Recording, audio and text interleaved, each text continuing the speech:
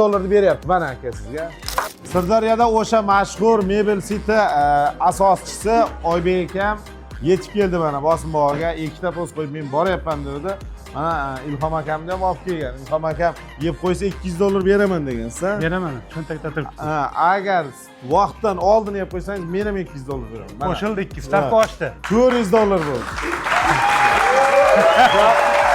Jamoasi bilan kelgan hozir.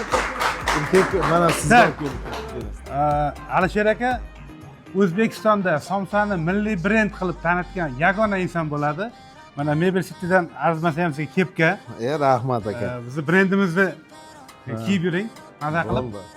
Men ham Mebel City'ga ish ko'taman endi. Yesangiz aka mana shu Xasbegim ketasiz shu. Ketaman. Bo'ldi. Tayyormisiz? Bo'ldi ketaman. Mana shu yigitni ham sizga beramiz. Tayyormisizlar? Boshladik.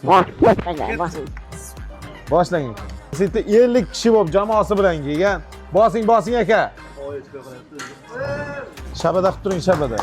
Bosing Ilhom aka. Nima bo'ldi? Va qum tugabdi-ku. Mana tugadi. Ey Ilhom aka. Nima bo'ldi? Men 200 dollardan qoldingiz aka. Ilhom aka harakat qildi. Pul uchun emas, prosta dili interes edi. Lekin somsani yeb qo'ydi, ozgina qoldi. Xabar qoldi, go'sht qolmadi. Bir narsa bering-da, shuncha harakat qildi. Beramiz. Hurmatli muxlislar, eng kerakligi, eng muhimi ishtirok. Bu yerga yurak yutib 2 kilolik somsani yeyman deb kelish ham hammaga emas. Shunday. Hammaning ishlariga omad tilaymiz. Bugun yutkizdik, keyingi safar g'alaba qozonamiz. Bo'ldi. Keyingi safar hech narsa yemay keling aka. Mayli, shuncha harakat qilganingiz uchun mana Xasbek sizga aka olib keting. 200 dollarni beryapti mana aka sizga. Rahmatli aka.